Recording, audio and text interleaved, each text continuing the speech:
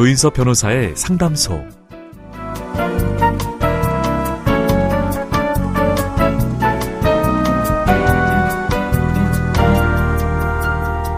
비행기는 이륙할 때 활주로를 달리며 전체 연료의 절반 이상을 사용합니다. 우리가 살아가는 것도 그렇습니다. 일이든 사랑이든 그 무엇이든 시작엔 가장 많은 에너지가 들죠. 요즘 유난히 힘드신가요? 그건 어쩌면 더 높이 더 멀리 나아가기 위한 준비일지도 모릅니다. 오늘도 당신의 이야기에 귀 기울입니다. 조인섭 변호사의 상담소, 저는 조인섭입니다.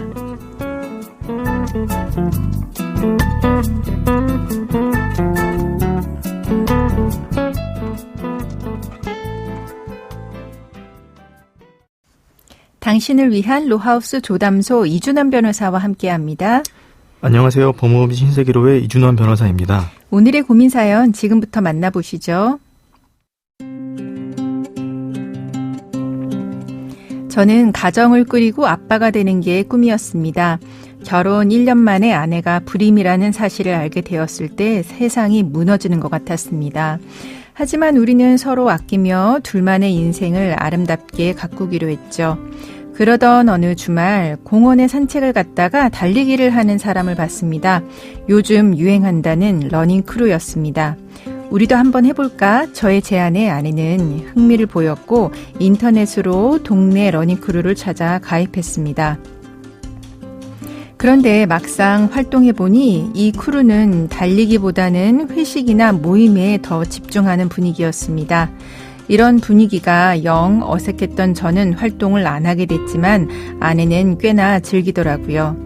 그러던 어느 날 크루원 한 명이 저에게 연락을 했습니다.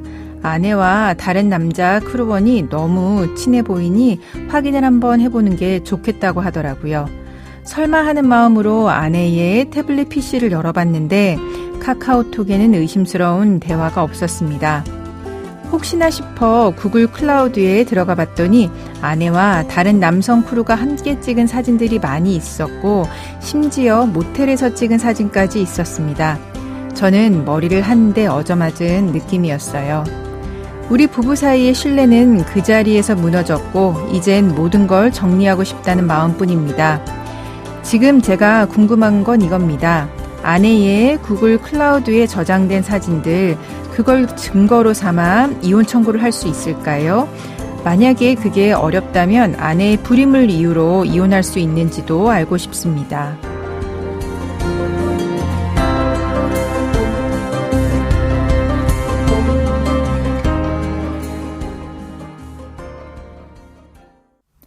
조인섭 변호사의 상담소, 오늘은 러닝크루 모임에서 만난 남성과 불륜을 저지른 아내와 이혼을 고민하고 계신 분의 사연이었습니다. 모든 동호회가 다 그런 건 아니지만 이런 모임에서 좀 침묵이 과하게 이루어지다 보면 선을 넘는 관계로 번지기도 하죠. 실제로 이런 이유로 상담 청하시는 분들 꽤 많죠.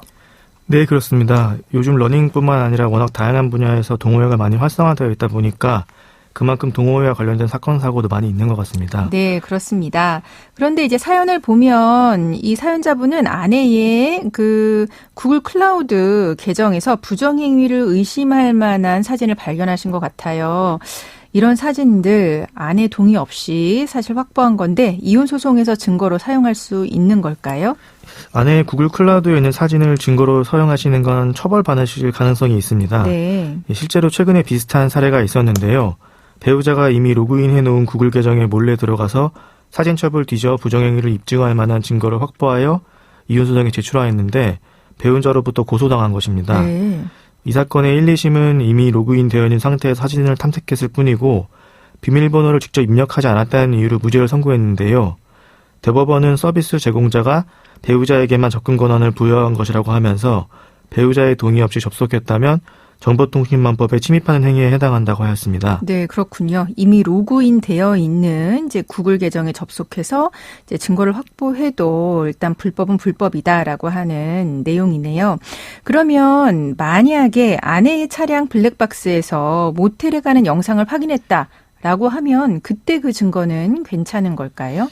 아내의 차량 블랙박스를 확인해 보시는 것도 처벌받으실 가능성이 있습니다. 네. 네, 아내의 차량 블랙박스를 확인하려고 차량에 들어가는 것은 자동차 수색죄에 해당할 수가 있는데요. 네. 평소에 아내와 함께 차량을 사용하셨다고 하더라도 만약에 차량이 법인 차량이거나 현재 아내와 이혼 소송을 하면서 별거 중인 경우에는 부정행위 증거를 수집하려고 차량 블랙박스를 확인하시겠다는 목적이 소유자의 의사에 반한다고 볼 수 있기 때문에 만약 아내가 이혼을 각오하고 진흙탕 싸움을 하겠다고 나서면 고소를 당하실 수도 있습니다. 네, 그렇군요. 근데 차량 수색죄는 좀 형이 중하더라고요.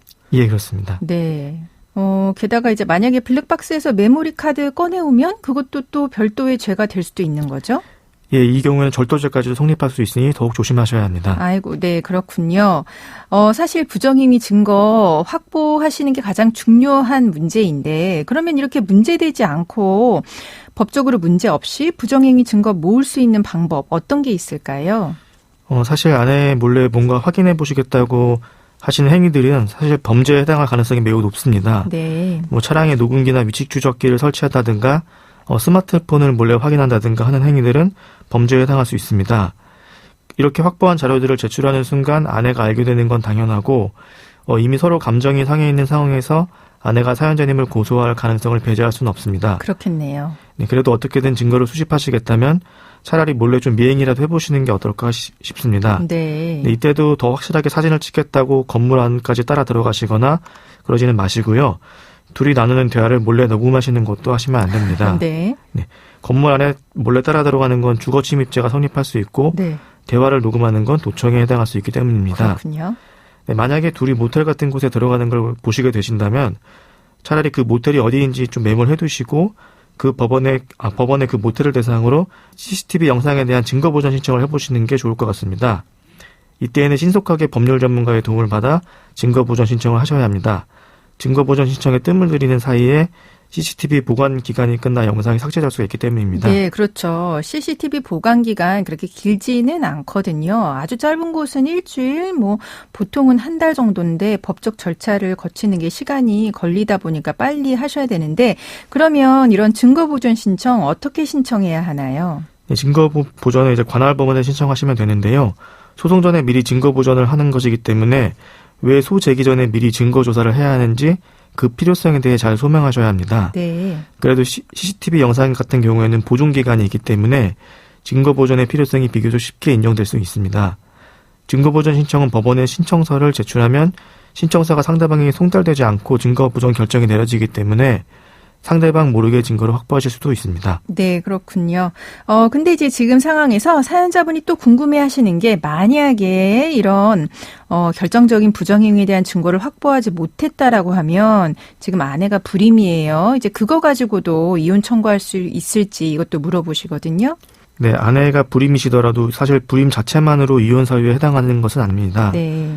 다만 아내가 불임 사실을 속이고 결혼했다거나 아내의 불임으로 인해 부부싸움이 잦고 그로 인한 갈등 때문에 원만하게 혼인생활을 할 수가 없다면 이혼 사유에 해당할 수도 있습니다. 사연자님의 경우에는 아내의 불임을 받아들이고 부부를 위한 인생을 살기로 하셨다고 하셨는데요. 만약 아내의 스마트폰이나 어떤 다른 자료에서 이런 대화를 나눈 메시지가 보관되어 있어서 아내 측에서 불임으로 인한 갈등이 없었다는 것을 입증할 수 있다면 아내가 이혼을 거부할 경우에 불임 사실만으로 이혼이 되기는 좀 어려울 수도 있습니다. 네, 그렇군요. 그럼 지금까지 상담 내용을 정리해보자면 아내의 구글 클라우드에 동의 없이 접속해서 사진을 가져오는 거, 그거는 정보통신망법 위반으로 처벌받을 수 있습니다. 아내의 차량 블랙박스 같은 경우에 무단으로 그거를 차량에 들어가서 확인하면 자동차 수색죄에 될 수도 있다라고 하는 거 알려드렸습니다. 아무래도 합법적인 증거 수집을 하셔야 하는데요. CCTV 자료에 대해서 증거보전 신청하는 방법 등이 있을 수 있습니다. 불임으로 인한 부부 갈등, 이혼 사유가 될 수 있는지와 관련해서 그로 인해서 부부 갈등이 심하다면 이혼 사유가 될 수 있다라고 하는 거 알려드렸습니다.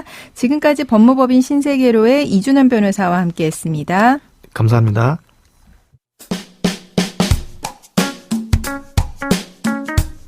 알아두면 쓸데있는 법률 이야기 알쓸법 시간입니다. 국민건강보험공단과 담배회사들이 벌이고 있는 500억 원대 소송.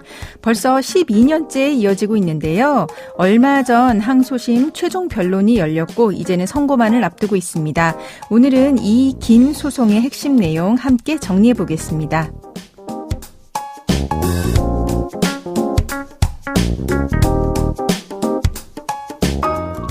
국민건강보험공단이 KT&G와 한국 필립 모리스를 상대로 손해배상 소송을 제기한 건 지난 2014년이었습니다. 공단 측은 담배 회사들이 흡연의 위험성을 은폐하거나 왜곡했고 중독성을 높이는 물질을 불법 첨가했다고 주장했습니다. 그리고 30년 넘게 흡연한 끝에 폐암이나 후두암에 걸린 3,400여 명 환자의 진료비 총 533억 원을 배상하라고 요구했죠.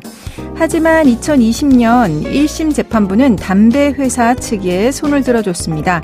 흡연과 암 사이의 인과관계가 명확하지 않다는 점이 주된 이유였습니다. 그 뒤로도 법정 다툼은 계속됐고 5년이 넘는 시간이 흐른 지금 공단은 이번 항소심에서 인과관계를 입증할 새로운 연구 자료들을 제출했습니다. 의료계 등 각종 단체의 지지 성명도 이어졌죠. 반면에 담배 회사 측은 담배의 위험성은 이미 잘 알려진 사실이고 자신들은 법적 의무를 충분히 다했다라고 맞섰습니다. 2심 재판부는 양측의 주장을 정리한 뒤 조만간 선고기일을 지정할 예정인데요. 과연 이번 항소심에선 1심과 다른 판결이 나올 수 있을지 그 결과에 많은 관심이 쏠리고 있습니다. 조인섭 변호사의 상담소, 조담소는 언제나 당신과 함께합니다. 끝곡으로 혁오의 영맨 들려드리면서 저는 이만 인사드립니다. 지금까지 로이어 조인섭이었습니다.